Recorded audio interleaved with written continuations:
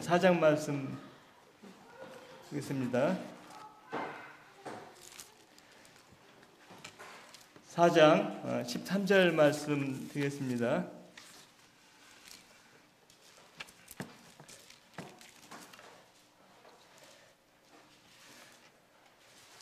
13절부터 18절까지 일단 교독하시겠습니다. 형제들아, 자는 자들에 관하여서는 너희가 알지 못함을 우리가 원치 아니하노니 이는 소망 없는 다른 이와 같이 슬퍼하지 않게 하려 함이라.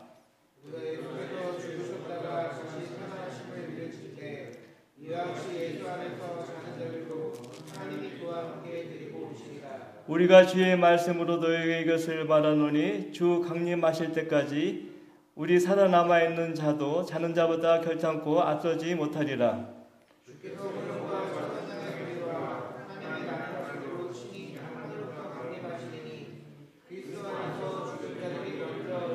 그 위에 우리 살아남은 자도 저희와 함께 구름 속으로 끌어올려 공중에서 주를 영접하게 하시리니 그래야 우리가 항상 주와 함께 있으리라.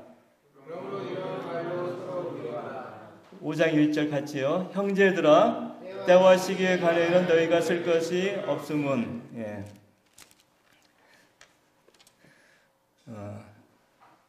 오늘 이렇게 아침에 낮에 이렇게 길을 보니까 꽃들이 이렇게 많이 좀 피고 있고 펴 있더라고요. 얼마 전에는 산을 보니까 진달래꽃도 펴 있고, 그래서 이 꽃을 보면서 이때쯤 되면 꼭 이렇게 피지 않습니까? 그런 걸 보면서 이제 벌써 봄이 왔구나, 겨울이 지나가고 봄이 왔구나 이렇게 했는데, 겨울 지나면서 많이 힘드셨죠? 춥고 겨울에는 여러 가지 힘든 게 많잖아요. 그래서 우리 인생에 있어서 겨울은 어찌 보면 고난의 시기가 아닌가 하는 생각을 하게 되면서, 이 고난이 이제 다 지나서 이제 봄이 왔는데 여전히 우리 마음은 겨울이지 않습니까?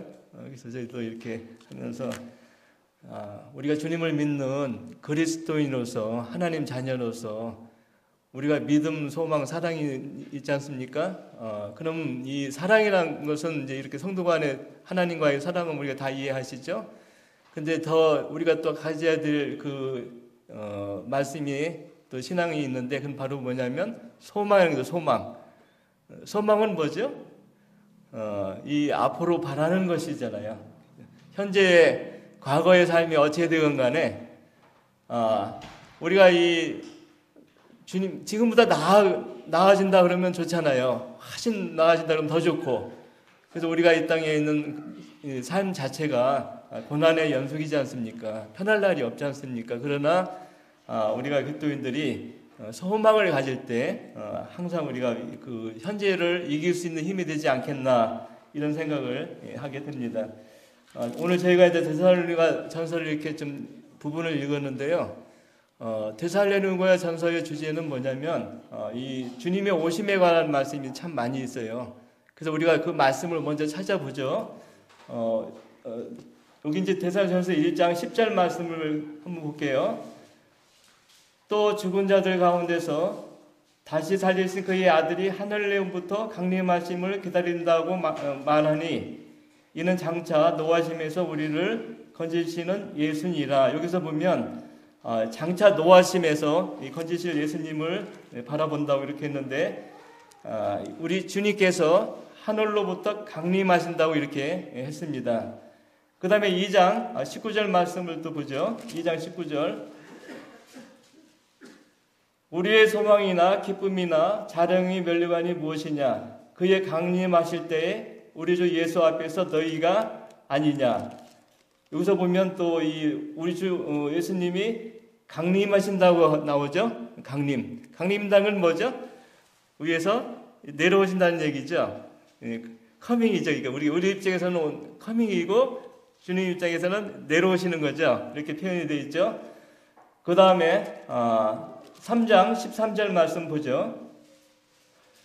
너희 마음을 굳게 하시고 우리 주 예수께서 그의 모든 성도와 함께 강림하실 때에 하나님 우리 주 예수 아버지 앞에서 거룩함에 흠이 없게 하시기를 원하노라. 여기서부터 강림이죠. 이 강림이라는 것은 주님이 오신다는 얘기인데, 우리가 그 헬라어 말은 파루시아예요. 파루시아. 그러니까 파루시아가 뭐냐면 이 쉽게 말하면 옛날 이 로마 시대에 어떤 고을에 아주 높은 분이 이렇게 가게 되지 않습니까? 가게 되면 백성들을 만나러 가겠죠. 백성들을 만나러 갔으면 어떻게 해야 되죠? 소집을 해야 될 거 아니에요. 소집을. 그러니까 내려가가지고 나팔 같은 거, 아니면 지금은 방송을 하겠지만 지금은 이제 문자로 보내지, 핸드폰 문자로 보내잖아요. 그러니까 그 당시에는 나팔 같은 걸 불러가지고 사람들을 이렇게 소집하는 과정을 파루시아 이렇게 말을 쓰는 거예요. 근데 여기서 보면 우리 주님이 강림하신다고 나오죠. 왜 강림하시겠습니까? 왜 그러죠? 데리러 오시는 거죠. 데리러 오셔서 이렇게 되는 것이죠. 그 다음에 4장 15절 말씀도 보죠. 저희가 아까 방금 전에 이렇게 했는데, 우리가 주의 말씀으로 너희에게 이것을 말하노니 주 강림하실 때까지 우리 살아남아 있는 자는 자보다 결탄고 앞서지 못하리라. 그래서 그 다음에 이렇게 돼 있고, 후서에도 보면요, 데살로니가 후서 2장 1절도 이렇게 나오죠. 형제들아, 우리가 너희에게 구하는 것은 우리 주 예수 그리스도의 강림하심과 그 앞에 모임에 관해서. 여기서도 또 강림이 나오죠. 강림이 아까 뭐랬어요? 파루시아. 그가 내려온다는 얘기예요. 주님이 오신다는 얘기를 이렇게 표현하고 있어요. 그 다음에 후서 2장 8절에도 보면 이렇게 나오죠. 그때 불법한 자가 나타나리니 주 예수께서 그의 기운으로 저를 죽이시고 강림하여 나타내심으로 패하시라. 그래서 강림이죠. 강림이 또 내려오신다는 얘기예요. 근데 약간 시기가 좀 다르게 이렇게 우리가 해석할 수가 있어요. 왜냐면은 주님이 이 땅에 지금 어디에 가 계시죠?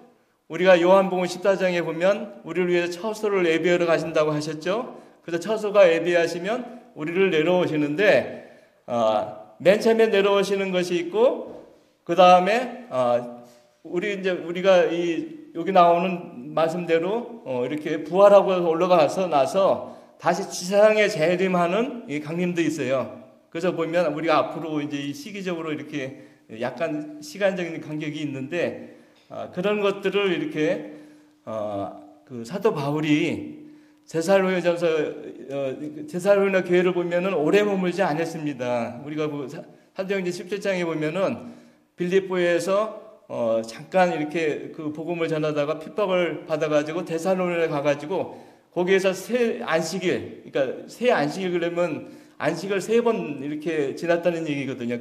그러니까 한 달이 안 된 거예요. 한 달이 안 된 상태에서 복음을 전했는데, 근데 이 데살로니가 교회가 성도들이 어떤 마음을 갖고 있냐면은, 여기 2장에 보면, 데살로니가서 2장에 보면 이 하나님의 말씀을 아주 굉장히 달게, 또 순수한 입장에서, 그들의 애기와 같은 입장에서 하나님의 말씀을 이렇게 받아들였다는 거예요. 한번 13절 보죠. 2장에.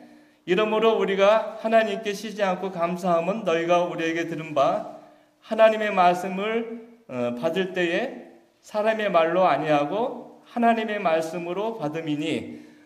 2장에 보면, 2장 제가 읽은 13절 말씀에 보면 그 데살로니가 성도들의 마음밭이 좋았다는 거예요. 그렇잖아요. 우리가 뭘 이렇게 취미 생활을 하건 직장에서 일을 하건 간에 어떤 마음이 있어야 되겠어요? 뭘 하나 간절히 알고자 하는 마음이 있어야 되지 않겠습니까? 만약 학생이 공부를 잘하기 위해서는 그 원리를 깨달아하고 열심히 선생님 말씀을 듣고 또 노트도 하고 필기도 하고 이렇게 해서 자기가 여러 번 반복해가지고 자기 것으로 만들어야 되지 않습니까? 그때 마찬가지로 데살로니가 교회 성도들이 이렇게 짧은 기간 동안에 갔지만, 이들은 특히 유대인 해당에 또 있었지만 해당에서는 이렇게 나중에 쫓겨났습니다. 그래서 그 가운데 유대인들도 있었겠지만 대부분의 사람들이 헬라 사람이에요. 그러니까 이방인 우리 같은 사람들이에요. 그런데 이 사람들에게 하나님 말씀을 지금 아주 간절히 들었다는 말씀을 이렇게 나오고 있습니다. 근데 이 하나님 말씀을 데살로니가 성도들에게 전했는데 데살로니가 성도들이 잘 받았는데, 그런데 이걸 통해서 데살로니가 성도들이 핍박을 받았어요. 왜 핍박을 받았냐면 하나님 말씀을 이렇게 잘 들으니까 가정에서건 사회건 간에 믿지 않는 사람들 가운데서는 너무 논란이 되지 않습니까? 그죠? 우리 성도님들이 다 경험했듯이 저 같은 경우는 이제 예를 들어서 제가 전 경우는 저희 아버님이 이제 독자였었어요. 장손 가정에서 이렇게 태어나셨는데 제 아버지가 5살 때 돌아가셨어요. 근데 이제 그러니까 장손 가정이니까 그 아버지한테 이제 가문을 있게 하셔가지고 자녀도 이렇게 어머니가 또 와서 이렇게 낳고 이렇게 했는데 제사가 예를 들어서 제사가 저희 같은 경우는 어렸을 때 달마다 제사를 이렇게 지냈어요. 그러니까 그래서 아마 장손이니까 또 여러 가지 또 이익도 줬겠죠. 그래서 제사를 지내면서 이렇게 했는데 제가 이제 가장 힘들었던 것이 뭐냐면 예수님을 믿고 나니까 이게 제사가 의미가 없잖아요. 죽은 사람한테 제사 지는 것도 그러고 또 그렇다고 그분들이 다시 와서 무덤에서 일어나는 것도 아니고, 그러니까 제가 관심은 그 돌아가신 조상보다도 현재 살아계신 부모님, 어머니, 아버님에 대해서 관심을 많이 가졌거든요. 우리 아버님이 분명히 지금 돌아가시면 지옥 가는데 이 아버님, 그러니까 부모님들을 위해서 제가 전도하겠다는 마음이 강해가지고, 그러니까 부모님 마음이 어떻겠어요? 갑자기 그냥 변했으니까, 순간에 변했으니까, 어떤 분들은 그러죠. 이게 예수님 믿고 나면 서서히 변화된다. 예수님을 이렇게, 그래서 우리가 이제 지금 우리 자녀들도 마찬가지지만 침례를 많이 주잖아요. 근데 이제 침례 주고 나서 그 삶이 또 변화되는 경우도 있고, 그렇지 않은 경우도 많이 이렇게 목격이 되지 않습니까? 저는 사도 바울이 다메섹에서 예수님을 만났을 때 그가 분명히 이 하나님의 음성을 들었다고 저는 생각을 해요. 근데 그 하나님의 음성을 듣고 나서 사도 바울이 변화가 일어났잖아요. 근데 오늘날 우리 시대에 우리 자녀들이나 아니면 복음을 전달받는 사람들이 하나님 말씀을 들을 때 사도 바울과 같은 경험을 해야 될까요? 아니면 하지 않아도 될까요? 저는 반드시 해야 된다고 이렇게 믿어요. 왜냐하면 하나님의 말씀을 예수님의 말씀, 하나님 말씀을, 살아있는 말씀을 들어야 우리가 변화가 일어나지, 하나님의 살아있는 말씀을 우리가 받아들이지 않으면 변화가 일어나지 않는다는 거예요. 그래서 저도 마찬가지지만 복음 전도에 있어서 우리가 이제 이런 걸 경험하면 이 데살로니가 성도들이 분명히 뭘 받았어요? 하나님의 살아있는 말씀의 음성을 들었다는 거예요. 그러니까 그들이 변화가 일어난 것이죠. 그래서 그들의 소망을 어디에 갖게 됐어요? 제가 아까 이제 우리 부모님들이 그런 과거의 습관에 어떤 그러니까 유교적인 배경에서 이렇게 계속 살고 해서 제 형님도 아직 살아 계신데 형님이 가면은 그 모습을 이렇게 보면은 저거 진짜 아무 의미가 없는 형식적이고 도움도 안 되는 일을 하고 있구나, 이렇게 지금도 제가 이렇게 경험을 하거든요. 근데 지금 이 죽은 구습에서 종교에서 아니면 이 가치관에서 벗어나가지고 데살로니가 성도들이 지금 누굴 바라보고 있는 거예요? 우리 주님을 바라보니까 뭐가 일어난 것이에요? 그래서 왜 데살로니가 성경 이 말씀 배경을 이렇게 보면은 이렇게 함으로 말미암아 2장에 보면요, 2장 14절에 보면 이렇게 나와 있습니다. 그래서 이들이 왜 하나님을 다시 오심을 간절히 사모했냐면 너무 고난받고 괴로우니까 그래서 그들이 하나님을 간절히 사모했던 것이에요. 주님이 언제 오신다고 했는데 우리가 지금 이렇게 큰 고난을 받고 있는데 이것이 바로 지금 주님이 오실 때가 되지 않았나 해가지고 이 말씀의 배경이 되는 말씀이 나와 있습니다. 한번 보죠. 2장 14절. 형제들아, 너희가 그리스도 예수 안에서 유대인은 하나님의 교회들을 본받은 자 되었으니 저희가 유대인에게 고난을 받은 것 같이 너희도 너희 나라 사람에게 동일한 것을 받았느니라. 그러니까 이 데살로니가에 있는 성도들이 마치 이스라엘의 유대인들이 그 예루살렘 교회가 유대인들에 의해서 핍박을 받은 것과 마찬가지로 이제 데살로니가 성도들이 그 나라 사람들에 의해서 이게 자기 대사로 사람들이죠. 이 사람들 때문에 핍박을 받는 것이에요. 그러니까 핍박을 받으니까 이 핍박 강도가 셌나 보죠. 세다 보니까 이들이 누구를 사모하게 됐어요? 아까 얘기한 대로 주님이 언제 오시나. 그래서 언제 오시나 해가지고 어떤 사람들은 심지어는 손도 놓고 일도 않고 그냥 이렇게 하니까 사도 바울이 그러지 말고 일도 해라. 때와 그 시기는 우리가 알지 못한다 이렇게 나와 있지만 그러나 일을 하면서 하루하루의 삶을 이렇게 가지면서 주님을 바라보는 것이 이제 데살로니가의 그 성경 말씀의 주제거든요. 그잖아요. 그렇죠. 우리도 당장 주님이 오시면 다 끝나니까 좋잖아요. 그러나 우리 언제 올지 모르잖아요. 그래서 우리도 이제 그 말씀을 통해서 성경의 가르침을 이렇게 데살로니가 전후서의 가르침을 통해서 우리도 어떻게 살아야 되는지 이걸 이렇게 가르쳐 주는 말씀이 됩니다. 그러니까 오늘 말씀해 보면 4장에서 슬퍼했다고 나오죠. 이건 무슨 말이냐면 이 당시 데살로니가 교회 성도들이 주님이 오셨을 때 어떠한 일이 발생할 것을 알지 못했다는 것이에요. 그러나 우리는 알잖아요. 주님이 오셔서 어떻게 됩니까? 여기 나오는 대로 예수님이 그러니까 이 잠자는 사람들, 그죠? 무덤 속에 있는 사람들을 이렇게 뿐만 아니라 우리 살아있는 성도도 이렇게 올라가서 변화된다는 걸 우리가 다 아는 사실이잖아요.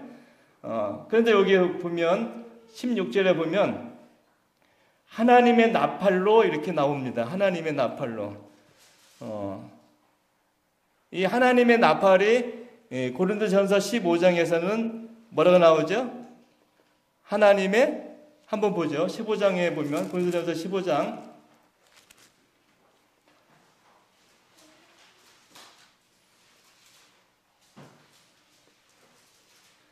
51절에 보면 보라 너희에게 비밀을 말하노니 우리가 다 잠들 것이 아니요 마지막 나팔에 순식간에 후련히 다 변화하리라.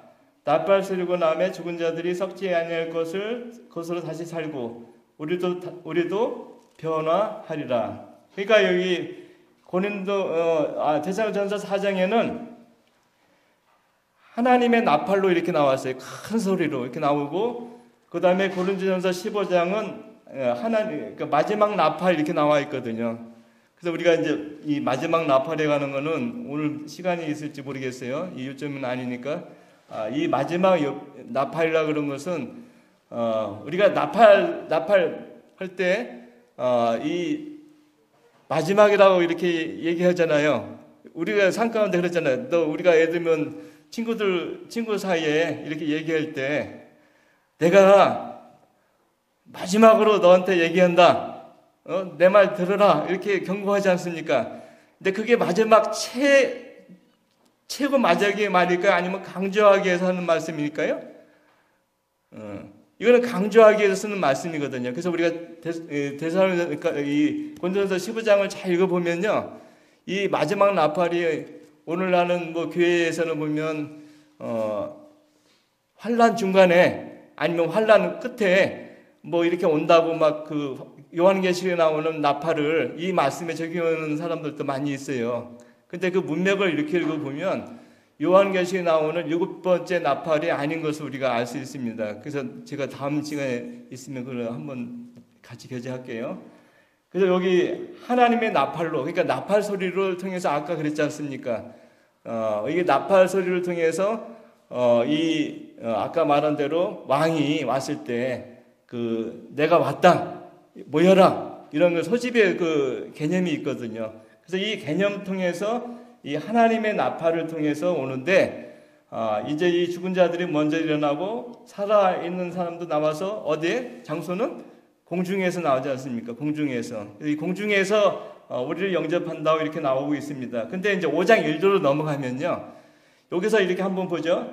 형제들아, 때와 시기에 거에는 너에게 쓸 것이 없음은, 이 말은 무슨 말이냐면, 그 당시 데살로니가에 있는 성도들은 주님이 언제 온다, 이거를 확실히 알았다는 것이에요.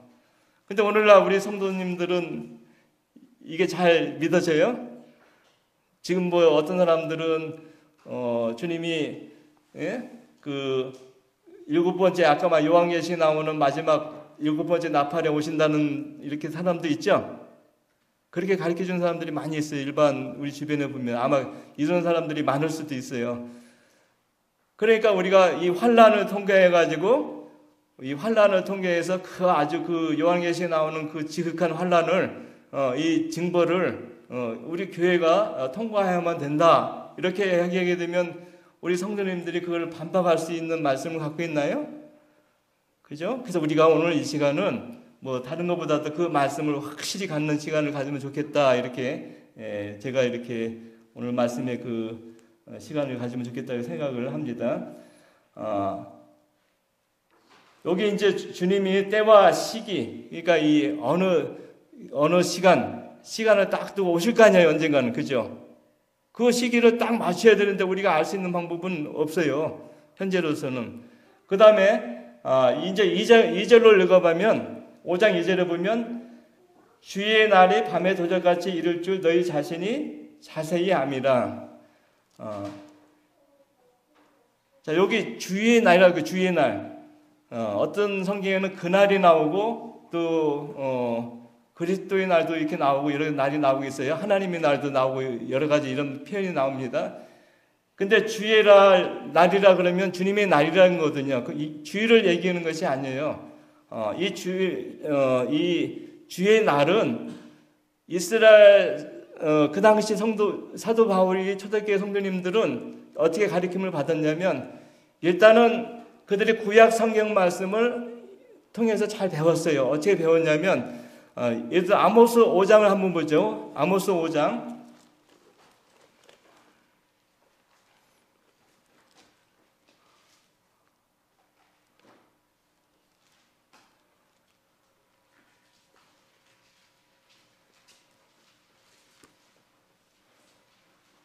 (5장) 18절 19절 보죠.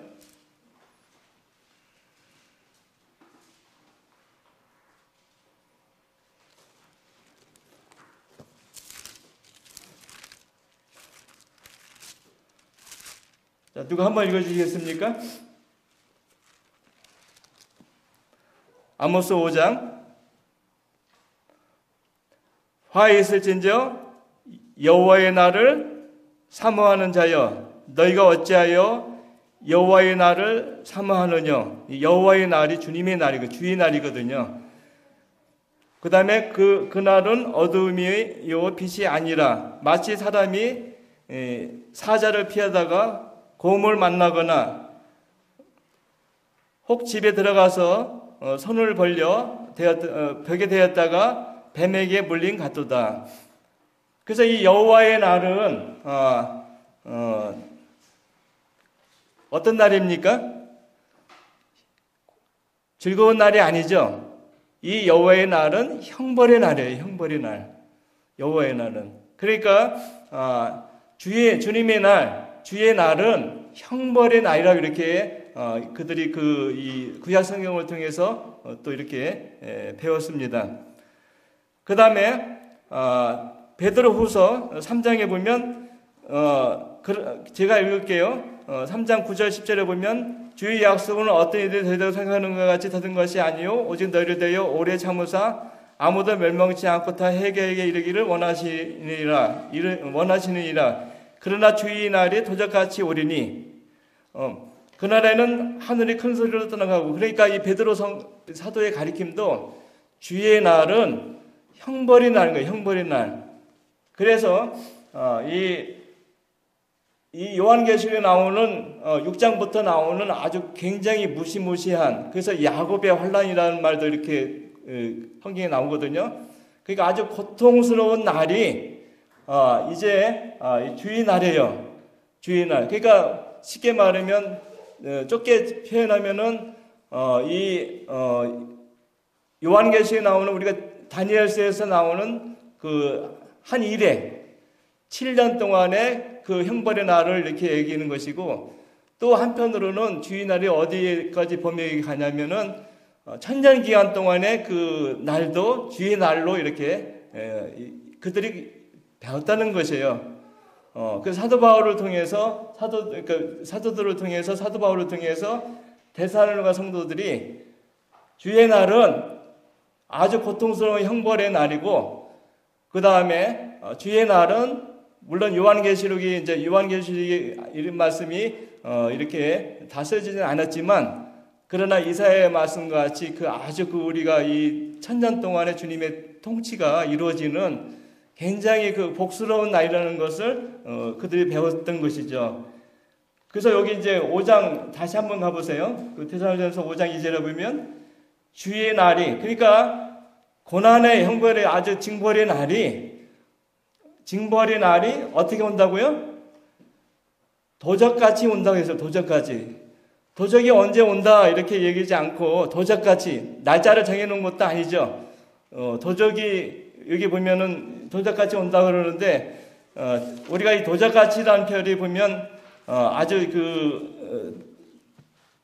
표현이 아주 재미있어요. 예수님께서 직접 말씀한 표현도 있습니다. 이 도적이 언제 올지 모르잖아요. 언제 올지 모르니까 도적을 만약 온다 이렇게 정해놓고서 온다 그랬으면 주인이 깨어있을 거 아니에요. 못 오게 막을 거 아니에요. 근데 언제 올지 모르니까 시기를 모른다는 얘기죠. 그래서 여기 이 환란이 쉽게 말하면 고난과 징벌의 날, 요한계시록에 나오는 6장부터 나오는 아주 이 인을 떼면서 무시무시하게 대전보, 나팔보 이렇게 불면서 인간 세계에 하나님의 징벌이 내려오는데, 그거는 이 도적같이 언제 올지 모른다는 얘기예요. 이건 누구한테 해당되겠습니까? 여기 말씀을 이렇게 읽어보면 뒤에 보면은 너희는 그렇지 않다고 나와요. 뒤에 보면 예를 들어 가지고 5절에 보면은 4절 5절에 보면은 형제들아 뭐라고 나옵니까? 너에게는 어둠에 있지 아니하며. 그러니까 이 믿지 않는 또 이 가짜 그리스도 기독교계 이 불신의 세계에게서는 뭐가 온다고요?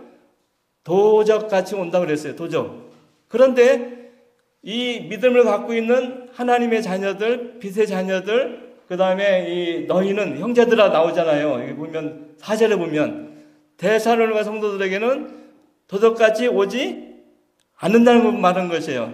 이 말은 무슨 말이냐면은 이 주의 날, 형벌의 날이 먼저 우리가 좁게 먼저 얘기죠. 앞부분 형벌의 날과 그 다음에 천년 통치 기간을 우리가 주의 날을 이렇게 부르는데, 이 형벌의 날, 이 환란의 날이 도적같이 갑자기 너에게 오지 않는다고 나왔어요. 그 다음에 너에게 또 뭐라고 했습니까? 4절 말씀 한번 다시 읽어봅시다. 형제들아 너희는 어둠에 있지 아니하며 그날이 도적같이 너에게 임하지 못하리라. 이 말은 무슨 말이에요? 우리가 이 땅에 살면서 그리스도인들이 살잖아요. 그래서 주님이 언제 오실 거 아니에요? 갑자기 오실 거 아니에요? 우리가 언제 올지 모르잖아요. 그죠? 누가 구원받는지도 모르잖아요. 그죠? 그렇지만 우리가 여기 있건 다른 데 있건 어디에 있건 간에 주님이 우리가 잠자고 올 때도 오시겠죠. 그러나 그 시간에 주님의 타이밍이 올 때 나팔 소리가 나면 우리 모든 그리스도인들이 어떻게 됩니까? 죽은 자들이 먼저 일어나고 살아있는 사람들이 공중을 끌어올려 할 거 아니에요. 그래서 주를 만날 건데, 근데 우리 그리스도인들, 데살로니가 성도들은 이것이 그들이 뭐라고 하죠? 그 비밀로 온 것이 아니고, 다 너희들은 믿는 사람들은 어떻게 됩니까? 자동으로, 그죠? 주님 말씀대로 주님의 어떤 방법의 힘에 의해서 우리가 변화를 입는다는 것이죠. 근데 믿지 않는 사람들은 그렇지 않다는 얘기예요. 그래서 여기 보면 이 5절도 마찬가지죠. 너희는 다 빛의 아들이요 낮의 아들이라. 그러니까 믿는 사람들은, 우리 그리스도인들은 빛의 아들이고 낮의 아들이죠. 그런데 6절에 보면, 근데 우리 때로는 우리가 예수 믿는 사람이라 하더라도, 주님을 믿는 사람이라 하더라도 우리가 쉽게 말하면 조금 약간 나태할 수 있잖아요. 또 곁길로 갈 수 있거든요. 그 다음에 우리가 좀 뭐라고 하죠? 주님을 기뻐하시는 일을 하지 않을 때도 있거든요. 그렇잖아요. 교회도 뭐 출석을 하지 않는다든가, 아니면 뭐라고 하죠? 주님의 일을 등한시할 때가 많잖아요. 그러면 여기 성경에서는 뭐라고 나오냐면 자지 말라고 이렇게 나오죠. 자지 말라고. 그러니까 자지 말라는 것은 우리가 주님의 일을 열심히 해야 되는데 좀 게을르게 하고 있다는 것이에요. 우리 그럴 수 있거든요. 우리 성도님들이 신앙생활을 하면서 다 기쁘게 잘 하십니까? 때로는 곁길로 갔을 때도 있고, 또 그 주님 일을 같이 동참하지 않고 그냥 뭐라고 하죠? 내 멋대로 살 때도 있고, 실수해서 또 넘어질 때도 있고, 그죠? 그러니까 이런 경우가 우리가 나타날 수 있다는 것이죠. 그런데 공구상이 뭐죠? 깨어 있어서 근신하는 것. 깨어 있으라는 것은 반대한다는 것이죠. 그래서 이 사도 바울이 이 데살로니가전서에 보면은 아비같이 부모 같은 마음으로 데살로니가 성도들 향해서 지금 이렇게 얘기하고 있는 것이에요. 이 친근한 표현이에요. 지금 책망하는 표현이 아니고 그냥 등을 이렇게 두드리면서 아버지가 야 힘내, 힘내. 이 고난이 끝나지 않느냐. 조금만 기다려, 그죠?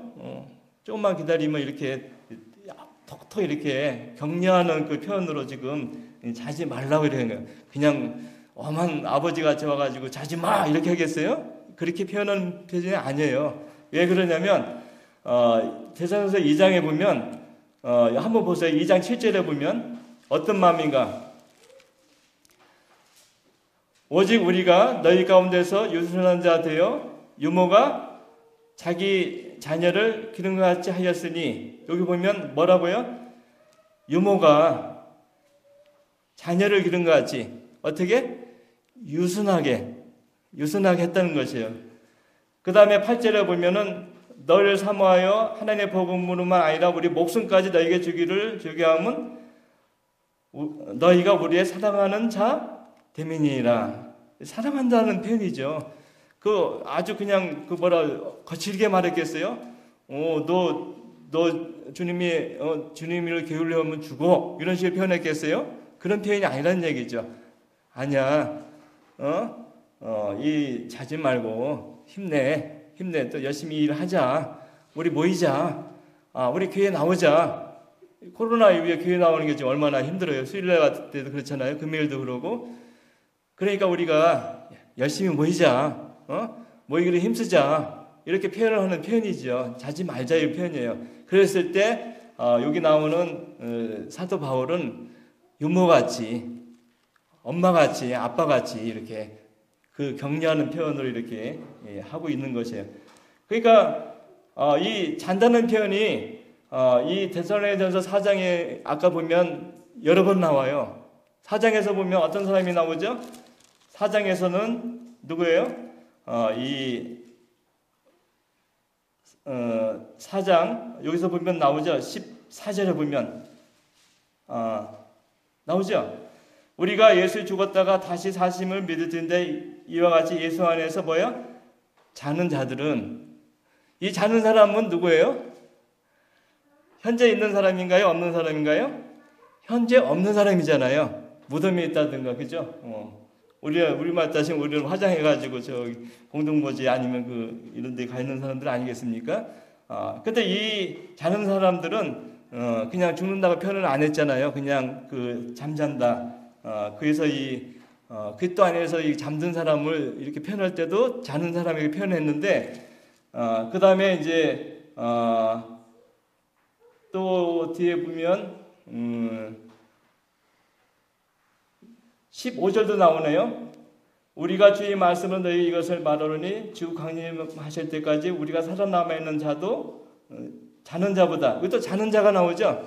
그래서 이 사람들은 우리가 원어적으로 헬라 말은 구분이 돼요. 어떤 사람이냐면 코이마이라는 말을 표현을 이렇게 써요. 지금 헬라 말을 잘 표현을 못하지만 이 사람들은 예수님을 믿었는데 이렇게 먼저 이 세상을 떠난 사람을 말하는 것이에요. 그러니까 이 사람도 자는 사람이라고 표현을 했고, 뒤에 5장에 보면, 5장에서도 보면, 여기 보면 그러므로 다윗같이 자지 말고, 그러니까 이 6장에 나오는 자는 사람들도 뭐예요? 이제 이 사람은 죽은 사람일까요? 살아있는 사람일까요? 이 사람은 죽은 사람이 아니고 현재 살아있는 사람이에요. 현재 살아있는 사람. 그 다음에 7절에 보면 한번 보죠. 7절에 5장 7절에 자는 자들은 나오죠. 현재 자는 사람들인데 이 사람이 죽은 사람입니까? 살아있는 사람입니까? 살아있는 사람이죠. 살아있는 사람인데 아까 말한 대로 그냥 뭐라 그러죠? 현재 이렇게 성령 충만하지 못하다든가 아니면 세상에 그냥 이렇게 살면서 주님 보실 때 이 사람이 진짜 그리스도인인지 믿는 사람인지 구분이 안 가는 사람이에요. 그런데 주님 입장에서 볼 때는 이 사람을 너는 마귀 자녀야 이렇게 표현하지 않았죠. 뭐라고 표현하고 있습니까? 네가 비록 예수님을 믿어서 성령을 받아서 하나님 자녀가 됐지만 현재는 너의 신앙이 약간 지금 너무 낮게 침체되어 있어. 퇴보되어 있어. 이렇게 표현하는 거거든요. 그래서 자지 말고 그냥 자는 자들은 밤에 채워. 그러니까 밤에 채우는 밤은 나쁜 시간은 원래 아니에요. 밤은 휴식의 시간인데 그러나 우리 주님은 은유적인 표현으로 사단에 속한 어둠에 속한 죄 가운데 가는 사람을 밤에 속한다 이렇게 표현을 했는데 여기에 보면 10절 말씀 한번 보세요. 같이 읽어보죠. 예수께서 우리를 위하여 죽으사 우리를 하여금 깨든지 자든지 자기와 함께 살게 하려 하심이라. 자, 깨있는 사람은 어떤 사람이에요? 깨있는 사람하고 자는 사람하고 차이가 뭡니까? 약간 대조적이죠. 깨있는 사람들은 민감하고 주님 말씀에 민감하고 주의 일을 열심히 하고, 그죠? 기도나 성경 읽기라든가 기도 생활이라든가 아니면 자녀 입장에서는 주님 말씀을 순종하고 또 말씀에 거하고 또 배우고, 우리 마지막에 다 배워야 되죠. 그러니까 이런 사람들, 그러니까 자는 사람들은 이렇게 표현한 거지, 깨있는 사람은 표현하지만 자는 사람들은 반대죠. 그러니까 여기에서 우리가 잘 보세요. 이 10절 말씀을 읽어보면 하나님 입장에서 볼 때는 예수님을 잘 따르는 사람도 하나님 편이고 하나님 것이고, 그 다음에 신앙의 퇴보가 되고 어려움을 겪고 자는 사람들도 우리 주님 입장에서 보면 뭐라고 해요? 살아있는 사람이라는 것이에요. 자, 그럼 여기에서 요점이 뭐냐면 주님 안에서 깨어있는 사람도, 그 다음에 주님 안에서 잠자는 사람도 주님 입장에서 볼 때는 뭐예요? 너희는 빛의 아들이요, 그죠? 빛의 아들이요, 4절에 나오는 낮의 아들이라 이거죠. 그러면 이들을 생각할 때 주님이 그들이 밤에 도적까지 온다고 말했습니까? 도적처럼 온다고 말했습니까? 도적처럼 오지 않는다고 말했습니까?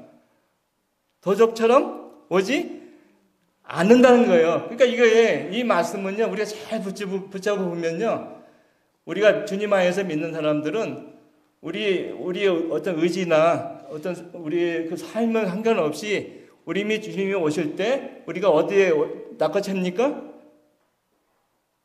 여기 보세요. 한번 4장에 보면 4장 16절 17절 한번 보죠. 주께서 호령과 천사장의 소리와 하나님의 나팔 소리로 치니 하늘로 쫓아 강림하시리니 그 또 안에서 죽은 자들이 뭐예요? 먼저 일어나요. 잠자는 사람들. 그 다음에 그 위에 우리 살아남아 있는 자도. 살아있는 사람들은 두 종류가 있죠. 어떤 사람이 있습니까? 첫째는 주님이 보실 때는 깨어있는 사람이 있고, 또 주님이 보실 때는 자는 자들이 있다는 얘기죠. 근데 이 자는 사람이건 깨어있는 사람이건 간에 주님이 누가 일으킵니까? 주님이 일으키는 거예요. 주님이. 내가 아니라는 것이에요. 그 성도들의 어떤 신앙 상태가 아니고 주님이 오실 때 뭘로? 하나님의 나팔 소리가 딱 부러질 때 그 사람들이 딱 살아나가지고 공중으로 이렇게 쳐서 올라간다는 것이에요. 구름속으로. 그렇죠. 자, 그러면 이 일이 있고 나면 무슨 일이 벌어지겠습니까?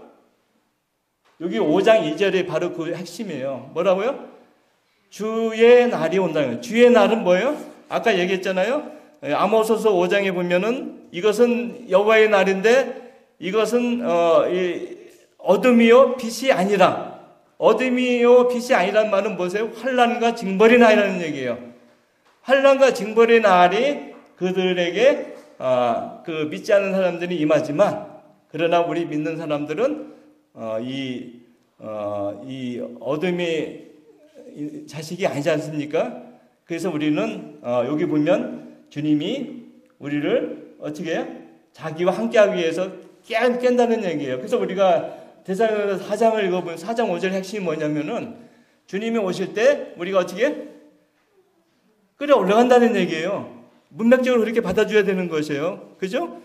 지금 다른 얘기하는 게 아니거든요. 4장 말씀을 받아가지고 5장 말씀을 이렇게 연결시키는 거거든요. 그래서 우리가 이 말씀을 이렇게 하고 여기서는 분명히 데살로니가 성도들을 얘기하는 것이다. 이렇게 하면 되겠죠. 그래서 제가 한마디 말씀만 보고 마칠게요. 그 다음에 마태복음 24장에 보면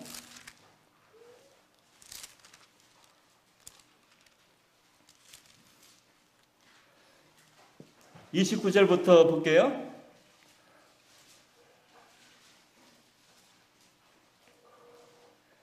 그날 환난 후에 즉시 해가 어두워지며 달이 빛을 내지 아니하며 별들이 하늘에서 떨어지며 하늘의 권능들이 흔들리리라.